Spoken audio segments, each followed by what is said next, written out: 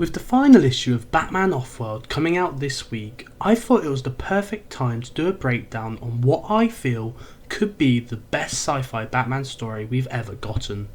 Imagine Batman, but instead of Gotham's dark alleys, he's fighting for survival in deep space. Sounds insane, right? Well, it absolutely is, and in the best way possible. Let's dive in. So, Batman Offworld is written by Jason Aaron with art by Doug Mahnke, and it takes Bruce Wayne completely out of his element. The premises? A young Batman, yes, early in his career, decides that Earth isn't enough to prepare him for the threats he might face. So what does he do? He takes a trip into space, looking for new challenges, and as expected, things go south fast. Now this is a really bold move for a Batman story. We've seen him go intergalactic before, especially in Justice League arcs or Elseworlds tales, but this feels different. It's gritty, it's raw, and it's centred completely on Bruce. No Justice League backup, no Bat family, just him pushing himself to the absolute limit, and that makes for some incredible storytelling.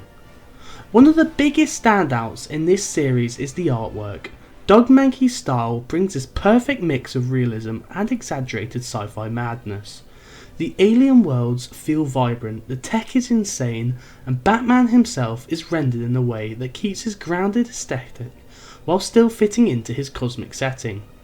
Mahnke makes the action feel visceral. Every punch, every explosion, every desperate moment of Batman out of his depth just hits.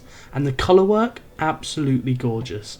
It reminds me a little of The Long Halloween meets Guardians of the Galaxy, and that's not a combination I ever expected to say. One particular thing that stands out is how Mahnke plays with perspective. You'll notice that some panels frame Batman as small compared to the vastness of space, emphasising his vulnerability. Then in combat scenes the angles shift, making Batman look larger than life, reminding us that he's still a force to be reckoned with, even among aliens. This kind of dynamic storytelling through visuals is something only the best artists pull off. Now let's talk about what makes this story really special. Batman's arc. In Gotham, he's the master of his own domain.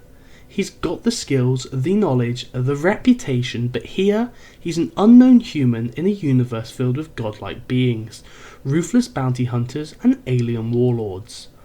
Aaron does something brilliant here. He strips Batman down to his core, his determination, his adaptability, and his refusal to ever quit.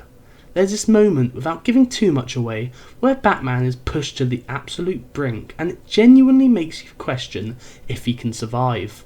And I love that, because it reminds us why Batman is one of the greatest heroes of all time. It's not the gadgets, it's not the wealth, it's his mind and his willpower. What I also love about this arc is how subtly it connects to his origins.